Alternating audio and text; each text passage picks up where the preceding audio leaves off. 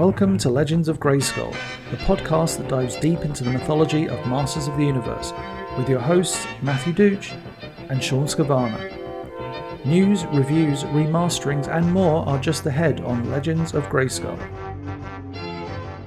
Hello everybody, welcome to episode, I don't know, of Legends of Grayskull podcast, the fan podcast where we discuss the history, the mystery, the magic, and mythology of He-Man, She-Ra, Eternia, Etheria, Nora, Primus, new adventures, old adventures, Ladybird, UK annuals, anything and everything you can think of that He-Man, She-Ra, Masters of the Universe, Princess of Power!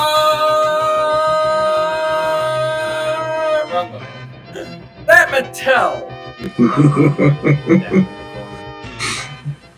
I'm Matthew Dooch, here again, as always, with Shawn Scavana. Shawn, how are we doing today? I kind of did a semi-truffle shuffle there. I was kind of proud of myself. Beyond that, I am doing okay for the most part. How are you? Wonderful. Been a busy week. I've been building DTOLFs. Let's give everyone an update right quick. So yeah, I got DTOLFs built. I got lights, what I was working on when Shawn interrupted me. So once I get the lights in, we're ready to go. One step closer to getting that whole collection displayed. So, with those lights doing that right now, you need some Disco Skeletor on that DTOLF. You realize that, right? Masters. He-Man. Yep. She-Ra. The win. Get on it. Needed Masters of the Universe rave music. Well, that'd be swords and boots and swords and boots and swords and boots. Thighs out, skies out. Yeah, thighs out, skies out. That's the Bushati Special Edition version. The remix.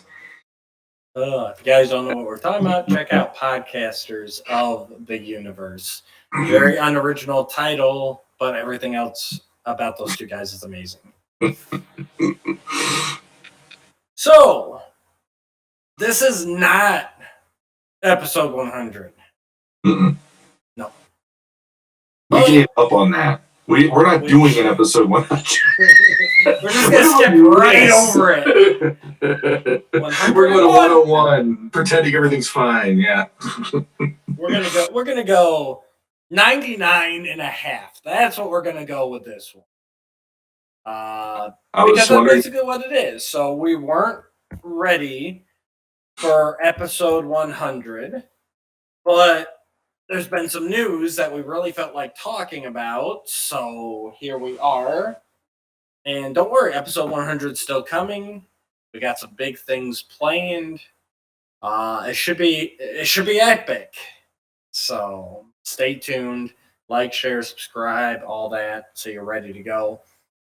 But for today, let's start off with something positive. And I didn't pull any pictures because it's kind of an impromptu episode, but they're all over online. Mondo revealed that they are releasing their Trapjaw action figure. It almost feels like a disservice to call it an action figure. I don't know what else. We need a term for like a premium action figure. Yes, Shawn got the pictures. Over to your right a little bit. There you go. Perfect. So this will be released on March 7th, 9 a.m. Pacific, probably, maybe. I could be wrong on the time. But at March 7th, it'll be available for 48 hours. No sellouts from what I understand. It sounds like it's going to be one of those timed pre-orders. So, Shawn, you got a bit hard by the Mondo bug. Trapjaw. Question mark. I am back and forth on this one. I will have to see where I am when it comes to next week. At first, like he I'm not gonna say it looks bad. He looks awesome, absolutely. Probably my favorite version of Trapjaw since 2000X. But price point is definitely in there because the prices on these are, I mean, He-Man for the deluxe was $265. He comes with quite a lot for being. I still think he'll be that lower, that 175. Is it? If he's around that price point, I probably will pull the trigger. But yeah, like I mean, with that much stuff, I don't know. So he's almost looking at hold the that deluxe.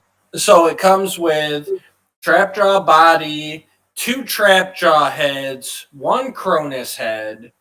It comes with 2 arms, like actual arms, so you can do the Cronus. Tap your screen right quick. It's about to go.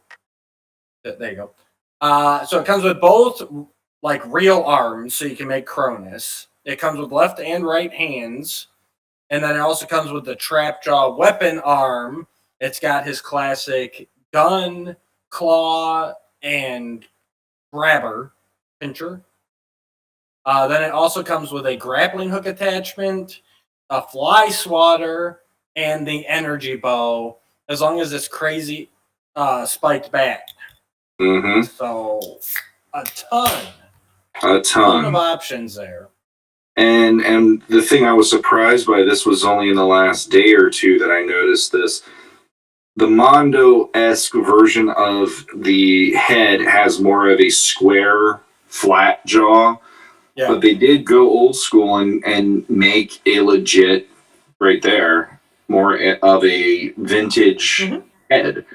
So, yeah, I mean, there's not much I can say about this that would be anything bad in any way, shape, or form. He's probably right up there, in my opinion, with Man at Arms for figures that I feel like they did a nice improvement or upgraded what we know. So yeah, it's oh my god. See, this is how it all happens because I'm paying off things. I have Battle Cat still I'm paying down. I have Anti-Attorney I'm paying down. I'm still paying down He-Man and this. So I understand the pain now of the people who like to collect this line. And I'm just sitting here going, if I pull the trigger on this, do I even have a chance to pull the trigger on Skeletor? Because that one is where my heart is more than anyone else right now, even though I already went in on some of these other ones. And that's the problem, especially with Mondo. Like, they like to just be like, here. It's coming in a week. Yeah. Like, they teased Trapjaw. We knew he was coming, but all of a sudden, like 2 days ago, they're like, oh yeah, the 7th. Mm-hmm. And today is the 2nd of March. Yeah. I'll probably get this out today, but just so everyone knows. So it's like, what do you do?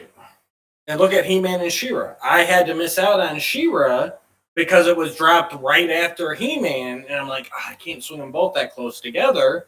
Exactly. And I had to miss out on Battle Cat just because of his price point.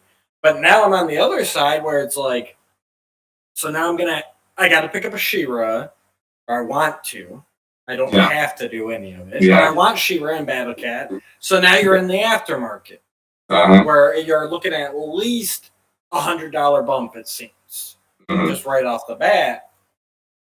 And it's tough. I actually like the Trapjaw a lot better than I thought I would from seeing the early concept and everything. I'm still not... The loincloth is about the only thing that's still kind of detracted from me, but it looks better now than it did in the concept art. It blends better. Absolutely. And I love them going the extra step. You know, straight from Filmation, the energy bow, the fly swatter, like...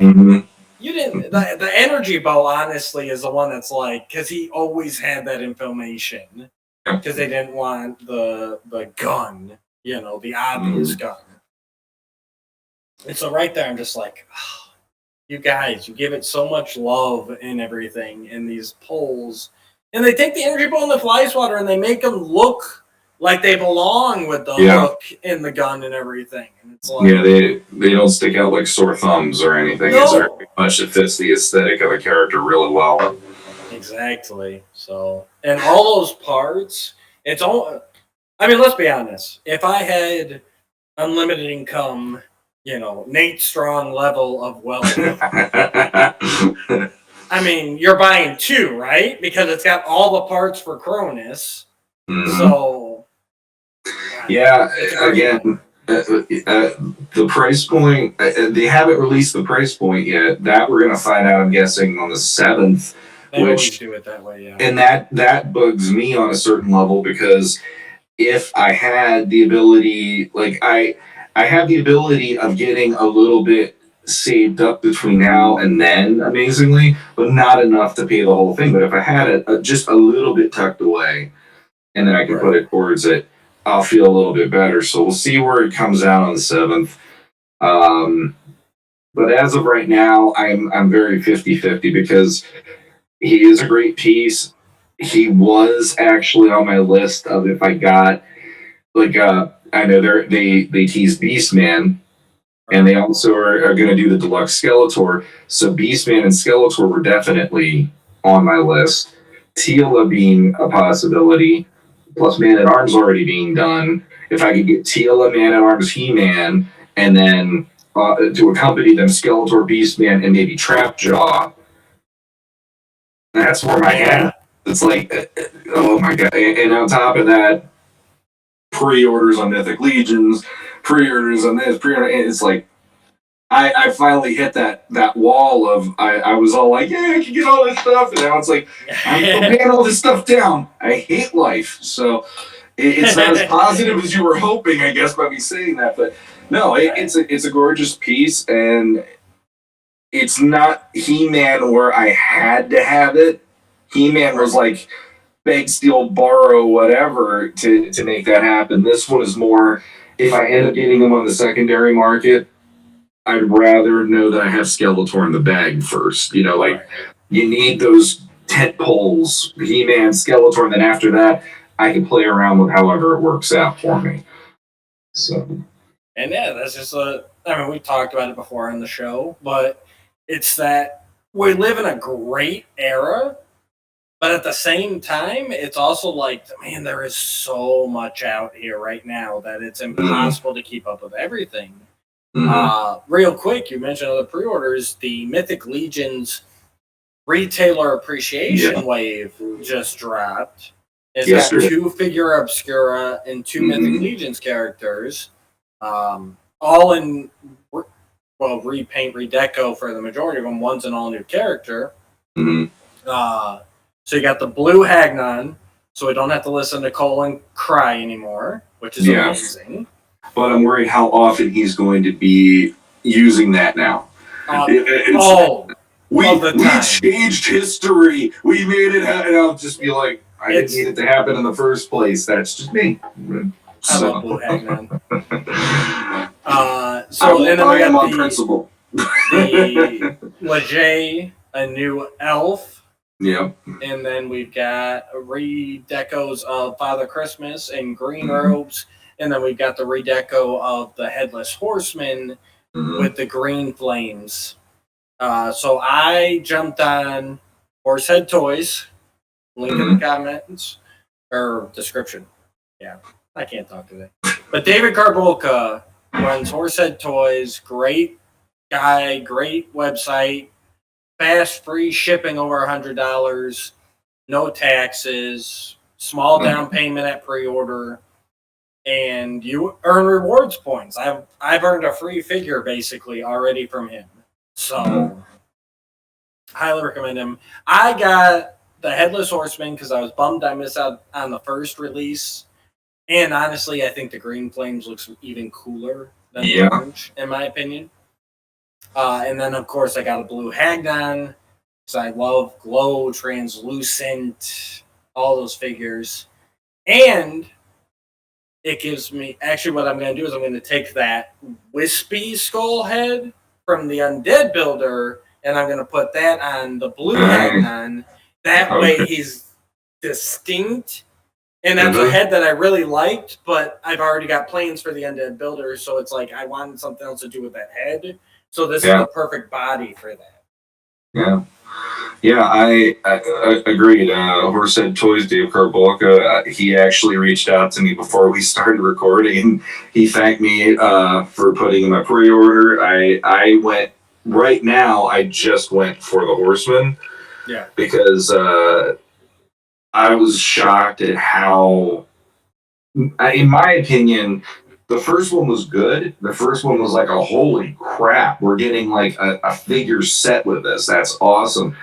But then when you see the flames on this one, and when you see the glow in the dark bits that weren't on the original, this is one of those pieces where it's like up the game completely. Like this one to me is the one you want to go after more than the traditional one that they released last October.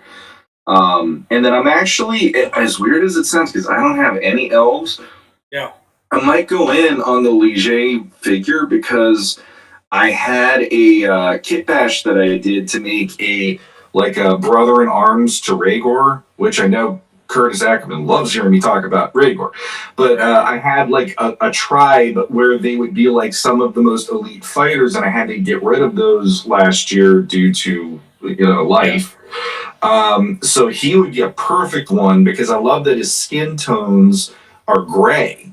Yeah. And I was just looking at that before we recorded too, and I'm like, I like this. I could make him his own character and he doesn't feel human then, and that makes him a little more spooky. I love that it gives him like a mystery.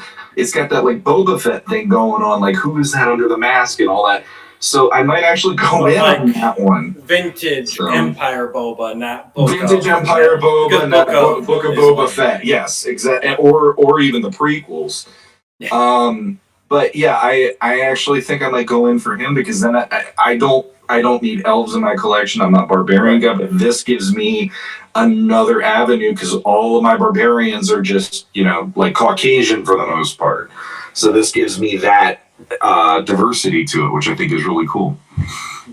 Agreed. It's a great looking figure. Just me, knights, elves, barbarians, like that's all like the bottom tier. I could do with a whole collection of just the creatures and the monsters. Like, that's why he does another podcast called Slumming It with Shawn, and he puts these parts on it because he knows how barbarian centric my collection is. Shawn and his barbarians, blah.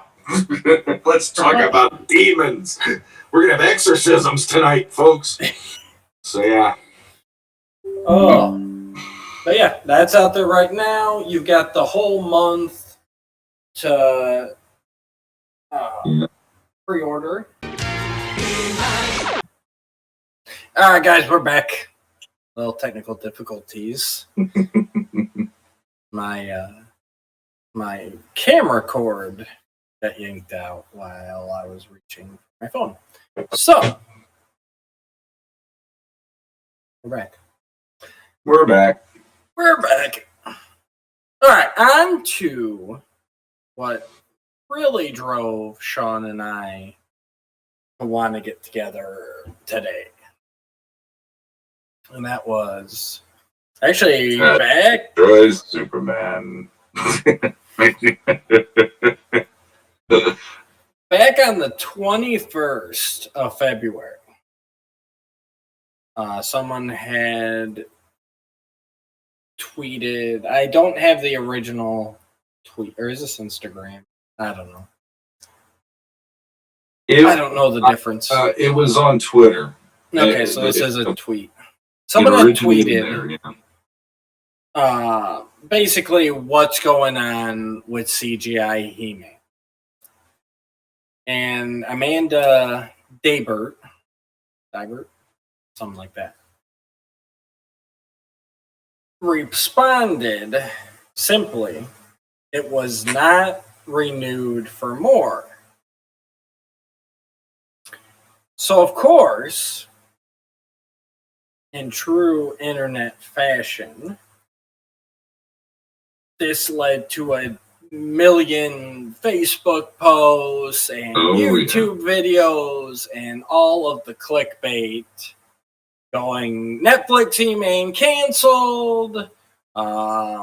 Everybody who didn't like it, obviously this is their vindication that it was pure garbage and nobody watched it ever and it was put out of its misery.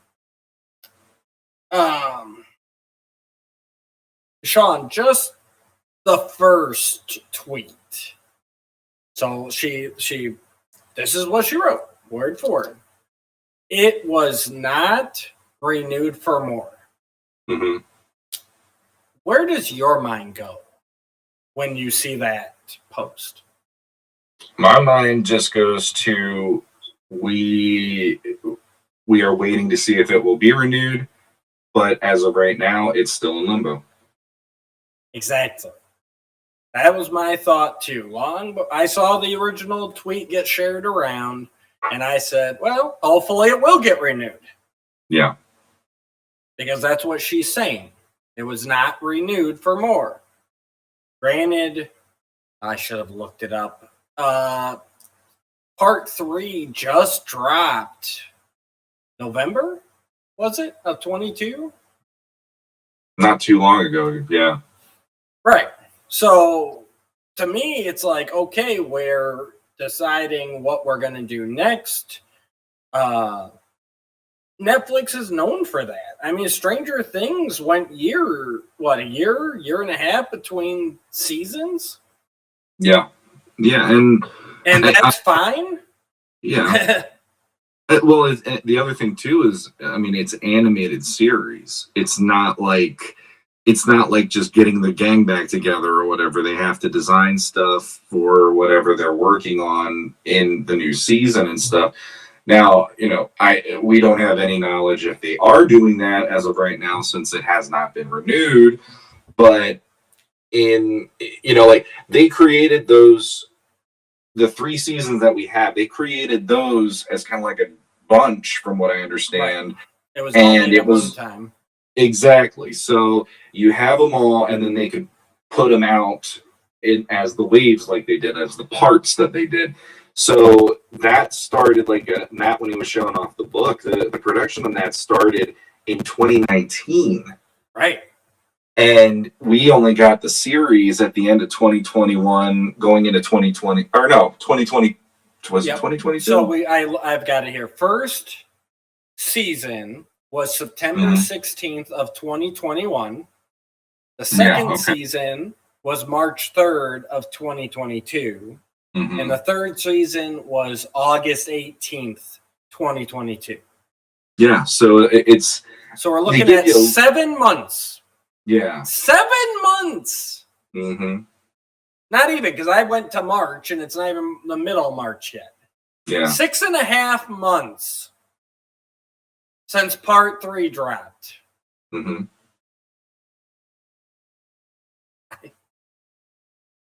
I just don't get these people that jump straight to it's canceled when that's not what it was said.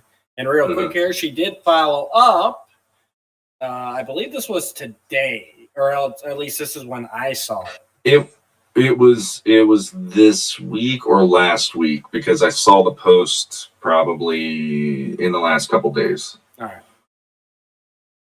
So she responded, y'all, I didn't say it was canceled. Mm-hmm. There has been no renewal to my knowledge. That is all I know. Mm-hmm. Which is right where you're, in my mind, went to was, okay, she's just saying it hasn't been renewed yet. Mm-hmm. Netflix has been very vocal about when they're canceling something. They will tell you that this is it. And yes, they have canceled popular shows even. So I guess that's what irritates me as well, is these people are like, well, it can't be popular because it's canceled. Yet you've heard about people getting mad that Netflix cancels popular series. Yep. It's one of those things where it's like people are going to make this fit their narrative. Mm-hmm. And at the end of the day, all we really know we know there's plans for a 4th season. We covered them that were in the art book. And right now, Netflix has not ordered more. But at the end of the day, that's the beauty about Mattel having their own entertainment division now, is at the end of the day, Netflix is the distributor. So even if they decide not to proceed, Mattel could theoretically take everything, because they're smarter now than they were in the 80s. They hold all the rights to this stuff. They could go make a movie, make a direct-to-video streaming thing, release it, partner up with another streaming company. I mean, that's not out of the realm of possibility. Mm-hmm. Yeah, I think when everybody went to, it's canceled, the first thing in my head that I thought of was like, how many of those made for video or to video releases of Barbie have there been over the last 10 years? I mean, my daughter was sucked into those for quite a while, and we would just buy her the DVDs or we'd find them randomly online. So it's like, well, I don't see Netflix. Netflix has really gone deep. I don't understand. I shouldn't say deep. But they've gone all in on He-Man for the fact that they have Revelations, or Revelation, not Revelation. Sorry, CGI, and supposedly this live-action movie that I think is supposed to start filming last week. Maybe. Just kidding. April, I think. We have a month for them to get a script approved, get locations, costumes. Oh, and all of the cast except for He-Man. So, that's definitely going to happen, guys. That one, I know that's one of those trigger things for you more than me. I'm usually the one going, oh, that'd be kind of cool if that happened live action or whatever. But it would be cool if it happened.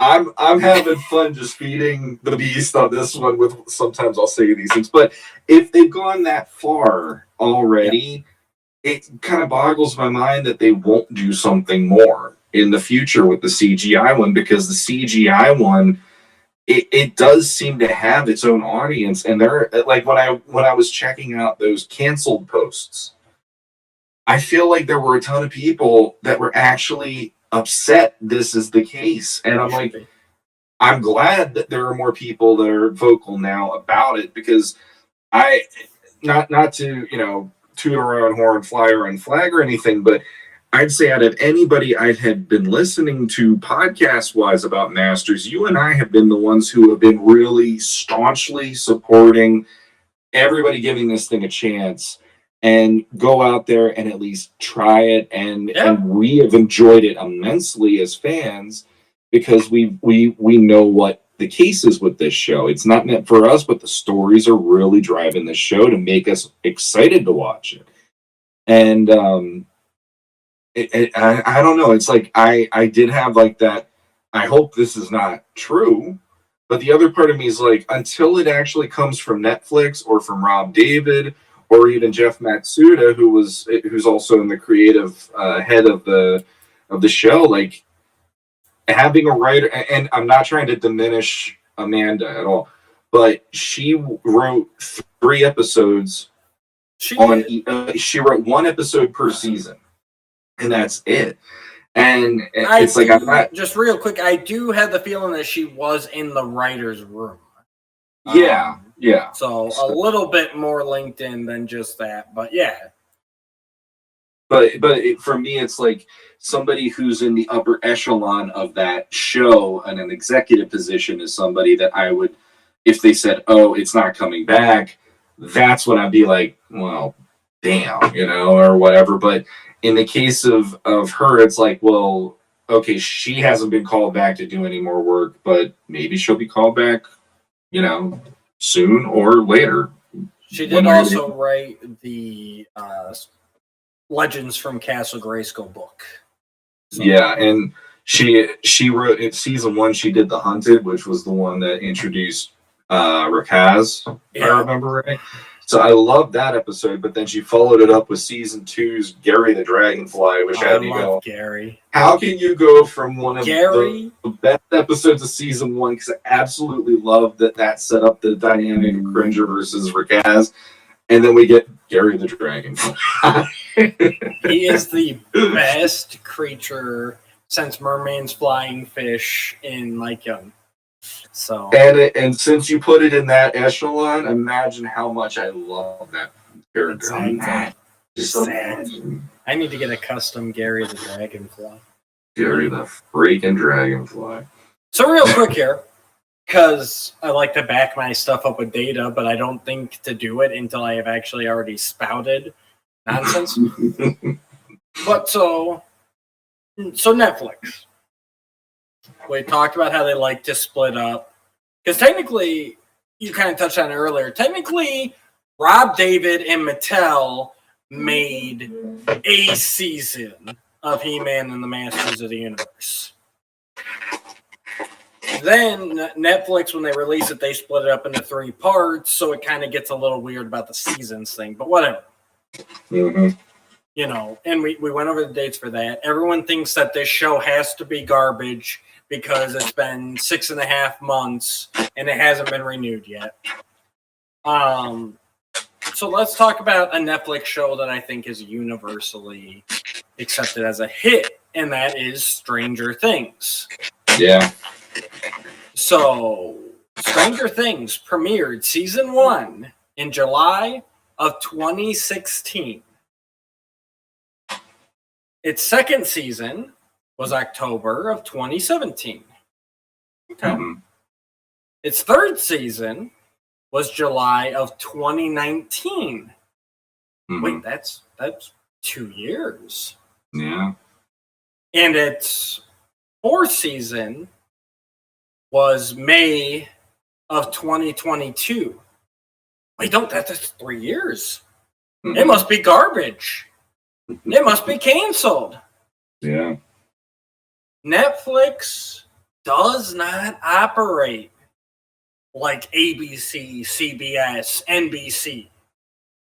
Mm-hmm. They don't need their shows to come back every fall and take the Christmas hiatus, come back in the spring and get their end of season ratings, and then go on a hiatus during the summer and lather, rinse, repeat every year. Yeah. They are not built that way. And they don't go that way. Mm-hmm. And I mean, it just stop the sky is falling stuff, guys. Like, I'm not even saying it's coming back. I don't know. But it's not out of the realm of possibility. Yeah. No, again, her making that tweet was, to me, not an official statement by anybody. That was just her looking at it from I know it's not renewed.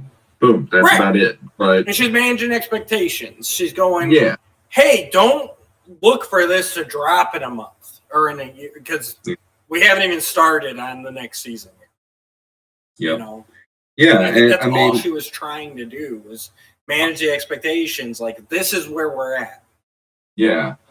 And honestly, like, we know there's going to be a revolution happening with the Kevin Smith version of Masters. And, I mean, that one surprised me by how fast it came out. But the thing is, that show also fought a lot of negativity on an uphill battle from that first part being the way it was for a lot of fans. So I feel like there probably was a little bit of damage control on their part to go, we are going to put out something else after this point. So don't think that all you got from He-Man was the first and the last episodes in this show. And we're also not just going to go in and say, you only get 2 episodes of He-Man. We're going to double down and say there's going to be 5 more episodes of He-Man versus Skeletor. Okay. That automatically helped a lot of fans getting more pumped for something new that's going to hit pretty soon. And I don't even know when the date is. Did they even say a date for that? No date yet. So yeah, we just know it's going to happen. It's just been the announcement in the poster. That's and we will probably find out 2 weeks before it airs, because that's when the trailers hit for these things, with how Netflix handles it. So, and Revelation was always a splashy headliner, like, this is the cast, this is what we're doing, this is, you know, the big announcement, everything. And CGI has always been that under the radar, like, where'd you gonna put this out? Mm-hmm. We didn't even know the release date until PowerCon of 2021, and it ended up being a week before it premiered. Like, because I remember being at PowerCon 2021, that's when they dropped that teaser trailer, and they're like, yeah, it's coming out next week. Yeah. And there it was. Same with season 2, season 3. There was no big build up, lead up, nothing. Before that, they just announced 26 episodes of a CGI cartoon, and they did the He-Man and Skeletor shadow silhouette posters. Yep. And then next thing we know, we're getting it. Mm-hmm. This show has never been about the big hype. They've just been, here it is. Watch it. Enjoy it. Yeah, I mean, there was a point leading up to the first part of the first season where I feel like it wasn't you and I. We were kind of going, "Is this still a thing?" Right. We haven't heard any news about this. Nothing. Except for we saw the behind the scenes stuff that got leaked from Mattel, and we had those posters, but we didn't have behind much the scenes was Revelation. Yeah, and for the CGI, there was literally that was the little that we got, and then all of a sudden that trailer hit, and I had no expectations going into this one. I was curious what the tone was going to be when that trailer hit. I'm like, this is going to be for me and for my kids. Because I'm willing to give it a shot, and my kids are going to love it because I know what they love. And it's true. It's been working on that front. And that's, I will say it is one of those situations where if they come out and say we're canceled, it will feel like a 2000X for me because I really want to see the Horde in one way, shape, or form on something. And I know we're going to get it in Revolution probably, or maybe hinted at. But, this one was CGI, in my opinion, flat out was like, and now here's the Horde. They got that vibe going on with that last moment between Hordak and Evelyn. But it's like I want more. And on top of that, my son, he loves that show enough that he gets pumped when it's about to come out, and that gave us something to enjoy together. So it's like I hope it's renewed for the fact that I know my kid really does enjoy watching that show. So. We'll see what happens. But I think that show, out of all of them, my kids have enjoyed the most. Honestly, probably beyond that, it was the She-Ra and the Princesses of Power. Like they both spoke into them, so it's doing what it needs to. We need to get this blood in and everything, and it's only good for the line. So yeah. We'll I like. I'm just gonna say it right now. I like CGI way more than I ever liked the Princesses of Power one. Oh, me too. Yes, it's what I wish that Princesses of Power would have been. If they could have gotten away from the politicalness a little bit and kind of leaned a little more into the source material, it could have been. And that's the sad part about it. I'm thinking about it just now, and it's like there really hasn't been. I mean, it's been understated. There are characters on the CGI show, like Manny Faces definitely has a thing for Evelyn. We know that. We've seen how he reacts, and he's her muse, or she's his muse, is what I'm trying to say. And beyond that, though, they never ever brought up any kind of romantic vibe, like Adam, or was it Adam or He-Man, as laying on top of Teela, or Teela's laying on top of him when he rescues her on the first couple episodes, and then she's like, "Oh, don't make it weird" or whatever, and they get back up, and it's like, "Oh, brush yourself off and get into the fight." Kraz has shown jealousy, but I feel like it's more of like a sisterly thing. I don't feel like she looks at Adam as a romantic person in that way, because they grew up together. And it's like, I like that this show doesn't have to worry about that stuff. Whereas, I don't know, maybe that's the way they viewed it, is, oh, it's the Princesses of Power, so you put the romantic angle in it. But for me, it's like, it didn't even need to go there. And that was one of those, they're doing it because I guess they wanted to, but it didn't have to be done. It could have just been really cool adventure stories with Scooby gang of She-Ra characters, the way they set it up, in my opinion. So the Velma gang? What? Well, but we're not getting into that, because that's going to be a Snake Mountain After Dark kind of thing. But no, I agree. I've always, you don't have to go deep into it. When the whole point of the series ends up being the romantic relationship, and a toxic one is that, it's like, But like there's a place for it, but I've always liked it more implied than anything else. Like you don't have to go full on. You know, it's because at the end of the day, these shows are supposed to be kids first and foremost. So you want something that they can relate to no matter what age, you know. We've had that discussion. Check out our reviews. We did that one live, the finale of Princesses of Power. Yeah. That was fun. We need to do more. Not that show. The lives are fun, but I think back on that finale. I still to this day I'm like, boy. And I've seen so. The worst part about that for me is I've seen so many people thinking that was the most romantic thing possible, and I'm like, really? Like, if I said it on that episode, I'll still say it. You know, if my daughter got involved in a relationship like that and I knew what it was, I'd be like, whoa. We're having a long talk about this. But that's just not how it worked on that show. So, yeah. She didn't have mommy and daddy there. So, they could have done so much more with that show. So much more. But CGI He-man. Hopefully it will come back.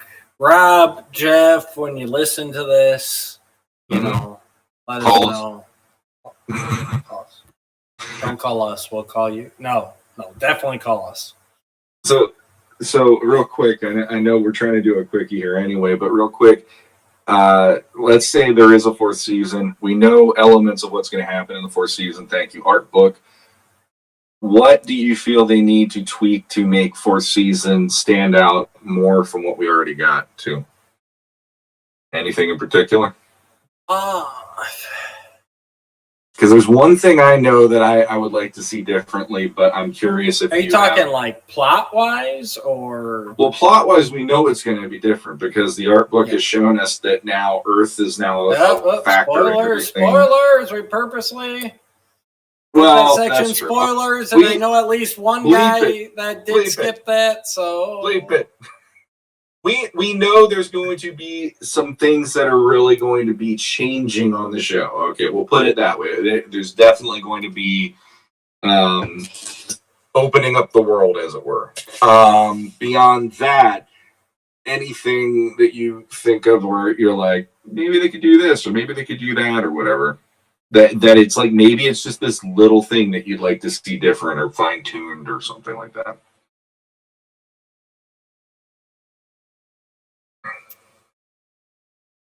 I'm trying to answer it without dipping into any of the actual spoilers that we've kept under wraps to the best of our ability, but until you have to bleep the one that I just did, yeah.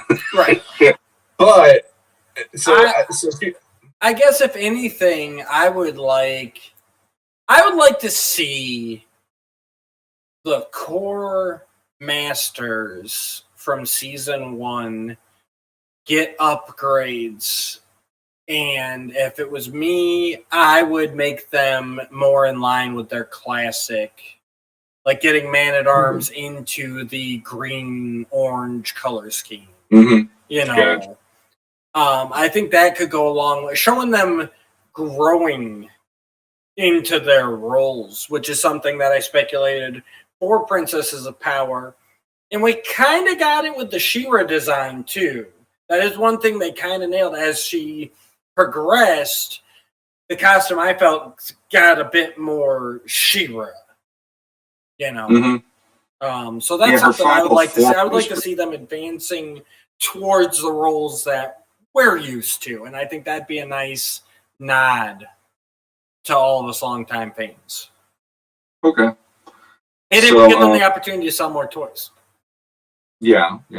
Well, I mean, we've seen in the toys, they have like different versions. Like they have the Savage Skeletor coming out now, and they've had a Battle Armor He-Man and stuff, but it's not the Battle Armor that we know and all that. So the one that I was thinking of, which was what got me on this topic, is I want there to be a new special move, especially for He-Man, because we've had Lightning Strike for 3 seasons, And I feel like that one to me is like, it was great when it first showed up because we didn't realize there was going to be like special moves like in a video game. But now that we've done it, it's like there's always multiple special moves in these video games. And I really would love, I mean, in the last season in particular, there was a moment where I thought he was going to yell Thunder Punch for the first time, which would have had me like pumped, and he didn't yell anything and he punched. But I'm like, oh, that would have been a perfect moment. So my thing, which is really simple, is I want there to be, I know they've done combos between characters, but I really want there to be a new special move for each character. I would love, even if they did Thunder Punch for He-Man and they did whatever for the rest of them, but just, I want there to be something other than Lightning Strikes for the first time. I wish I had it down here, but I don't have a bookcase set up yet, and it's all the way upstairs. But I want to say there was something in the art book. I know they go over the special moves and everything, and I thought they said that that was their intention, but then they decided to simplify it and just stick to the one. That makes me a little sad because I do like even if they had 3, you would have been able to revolve, like, okay, we did that one last episode. We're going to do Thunder Punch this episode. We're going to do, and I mean, hell, Thunder Punch, Flying Fists, and Lightning Strike. Boom. You got 3 right there. Right. So it'd be nice now to see that. So basically ours is the same. We want to see some progression. Progress their armor, progress their movesets, have them growing into the heroes. Yeah. That they need to be. I know in the art book it said that because actually Beastman does have multiple. Because he can conjure, it's a cat, a bird, and then actually there's a spider that they never ended up using in the series. So he conjures different animals. I didn't even catch it. I didn't even pick up on it watching the series, but reading the book, they're like, yeah, there were 3 animals that he summons, and they're supposed to be these animals that he killed. Like, he's like got their souls. He's holding their souls in purgatory, and he calls on them in his Beastman mode. And the tiger one is supposed to be one of the ancestors of the tiger tribe that he uses to fight Cringer, which when I found that out, I think that was in the art book. When I found that out, like, that's one of those historical things that adds so much flavor to the story, just knowing that. Right. And, like when you think about that, it's like, I love that he's flat out using Cringer's tribe against him. And he already did that, but he's using it now on like a whole different level, and that's still, it paints him in such a freaking horrific way, and I love it. And I know they designed a special move for Stratos, because originally he was going to use the power of Grayskull like the rest of them, but then during development they decided, let's have some of the masters that aren't Grayskull powered, which I found interesting because at the end of season 1, we speculated who could join up next, and I made the comment about, I hope not everybody calls on Grayskull, that there are just some heroes. So I like that the creators of this show are having the same discussions that we're having. And that's why I feel like it's in such good hands with Rob and Jeff and everybody else that they're we're speculating this stuff. They're already done planning the season. They're like, don't worry, we got you. We got you. Yeah. Yeah, and I can't pimp that art book out enough either. Like, it's worth it just to read Rob and Jeff's little notes and quotes and everything and have them talk. I feel like I'm a super fan. I miss stuff. I didn't realize what they were doing with Beastman's spirit animals that he conjured. Like, There's a ton of stuff, and they were like, yeah, this little thing in the background here is this. I'm like, I completely missed that. So, and the other thing on top of that is it's fun to just see their thinking in the designs of these characters, because there's actually on the Ram Man design, there's one on there that I really wish they would have gone with, even though I thought about it in hindsight going, I can see why they didn't go there. I get it. Is it that more traditional Ram Man look at, like it's the beefy? The Ram Man headdress piece? It would have been down to the shoulders, so it's more the traditional version. But then there's her head in there, and when I saw that, it's like they had all these versions where I guess like even like was it going to have like the chains coming out of the shoulders, kind of like how she does on the show, and those were good. And like when I saw that, I'm like, the other characters are so far removed, except for Cringer, in my opinion. I'll just say, Cringer, he feels more Battle Cat, he feels Cringer, but the other characters are so unique compared to what we had as kids, that if they would have gone there with her, it really would have almost tilted it in a weird way, I guess. But there was that part of me when you see the old mixed with the new, I'm like, I really love that design, even though they didn't go with it. So if I was on the team, I would have lobbied for that thing like crazy. And when they would have had to put me down about it, I still would have needed to have a cry. But then afterwards, I would have still said, but the show's still going to be great. I don't care. So. So, I think I know the answer, but I don't even think it's as hard as which child to save. But there's a gunman. He's pointing a gun at CGI and at the Revelation universe. Which one do you save? I will have to save CGI only because the Revelation universe, I still feel like those rules are completely whatever they decide to write versus me feeling like I know what should happen in the context of that world. And I mean, Chris Wood is an MVP in my opinion, Griffin Newman, but the CGI series still has me. I will go back and rewatch that even without my kids. And I have not really gone back and watched Revelation since we've done the reviews. So I think that says something. I've wanted to, I haven't.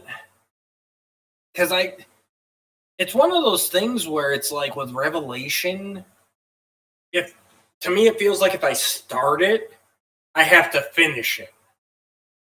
And we talked about this during the reviews. Like, as a whole, it's a decent series. But, like, sitting down and just popping on, I can't remember their names, but popping on the episode where they travel to Preternia. Like, that's not an episode. Like, you need the parts before, you need the parts after. So, and like you said, they did not get a whole season to explore the world, set up the world. It suffers from them having to jump to the end because it's like, we're going to get our chance to tell one story at the time. Let's tell it. And I get it. But again, my issues with it are that it doesn't line up with, like you, it doesn't line up with any canon we've had before. It's cobbled together.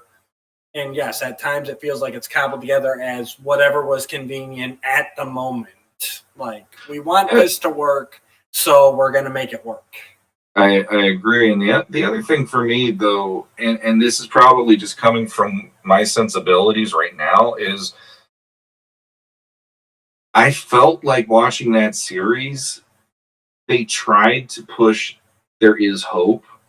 But I never ever felt hopeful watching that series. I always felt more like I'm mired down in the muck of what they're going through instead of feeling like there is this light at the end of the tunnel. And when we get to the final episode and we get to Adam finally turning into He-Man again, and you get to have that moment, it's worth it. I'm never going to tell anybody that was a bad episode. And like, I still get chills with that whole, find what does he say? Find safe place. Find a Find safe place. Yeah. It is something. He says it a little differently, but find somewhere safe. There isn't anywhere safe. Oh, there's one place behind me. Yeah. And when he did that, I got chills.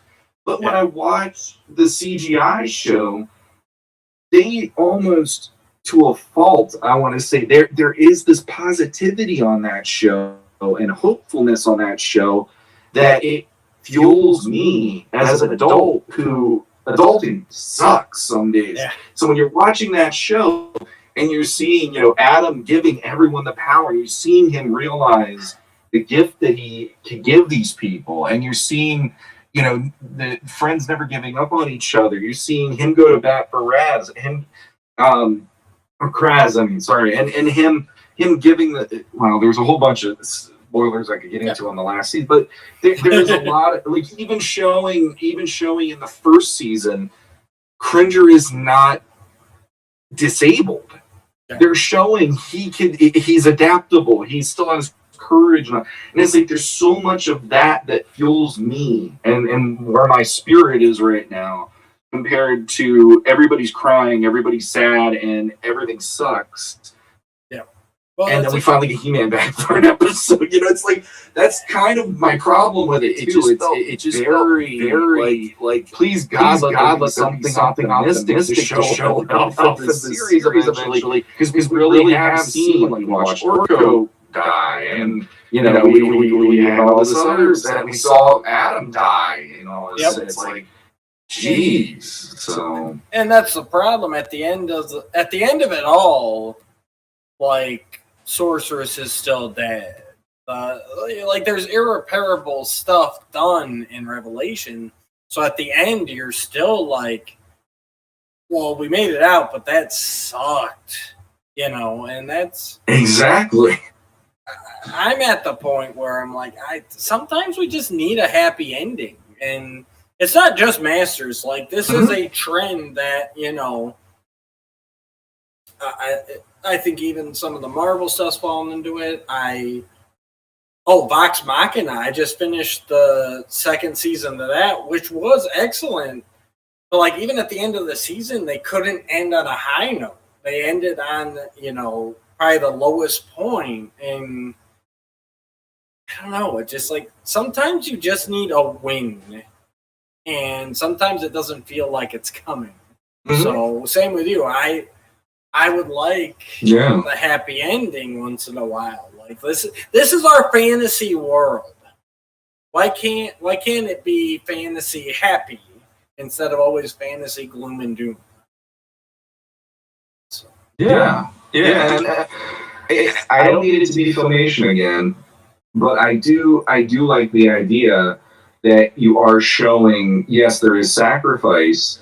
And yes, these characters do fight these battles, both emotionally and physically, to get to the other side. But at least, I guess that's part of why I like yes, it's a kid's show, but it's a great way to show kids, if you actually have the fortitude to stick with it, and if you keep pushing forward, even though it feels like it's difficult. Because as a kid, the minute you come up against the wall, you're like, I'm done. Yeah. But it's showing, just keep going, keep doing this. And even adults, there's so many times where I'm just like, I hit my own walls one way or the other, and then I want to shut down. And then there's that part of me going, yeah, you can't just keep doing this. You need to actually push forward and progress, whether it hurts or not, in one way or another. And that's what that series is doing for me. So, it works for me, and it makes me feel like a kid again, and it has that magical quality that is missing in a lot of things that I wish would bring it to me right now. So yeah, and if they showed them, like, here's Adam maybe going, like, if they don't go traditional vintage He-Man, but they do battle armor He-Man, even, how cool would that be? So lots to look forward to. I agree. I hope it gets renewed eventually, or, like I said, hopefully Mattel will explore a different avenue. I'd love to take the kids to the theater and see He-Man and the Masters of the Universe Horde Invasion, on the big screen, 2 hour runtime. I'd be cool with that. Mm-hmm. So He-Man and the Masters of the Universe, Secret of the Sword. Like I said, when we were talking about and discussing that on that one episode, I'm like, I would be interested to see what they do because they already set up a little bits to go, okay, it's deserved here, versus it feeling like they're just doing it. That's, I think, the thing about this series that matters the most for me on that. And you know me, the minute Hordak showed up on that screen, I'm like, so you're saying there's a chance? Yeah, exactly. She was there. Oh, good times. All right, guys, that was our quickie. Let us know, are you looking forward to more episodes of CGI? If so, go watch it on Netflix, because that is the number one thing to help a show on Netflix get more episodes, is them seeing that people are watching it. So if you haven't watched it yet, check it out. Tell them Matt and Shawn sent you. And we might be back with episode 100. We might be back with episode 99 3/4. Who knows? But we'll see what we feel like. We got some great content coming your way. We got a big surprise, hopefully soon. And Shawn, anything you want to say to our wonderful viewers? Watch the show. Go out there, watch the show. For the love of God, if there's any Christmas present that Mattel and Netflix could give me, it would be saying there is a season 4 coming down the pike somewhere, and you will see me. I will on this show do a dance of joy when we get that news. And I'm not going to say if, I'm going to say when we get that news. If it actually happens that it's canceled, I'm not doing shit. I'm gonna look as morbid and whatever as Eva Lynn did when she looked into the freaking universe and said, it's nothing. So, all right, guys, thanks for following. Check out the links down below. Click like, share, subscribe, all that. And until next time, go watch He-Man. Oh, come on.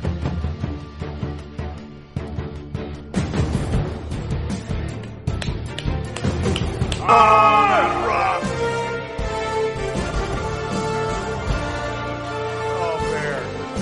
Oh, bear.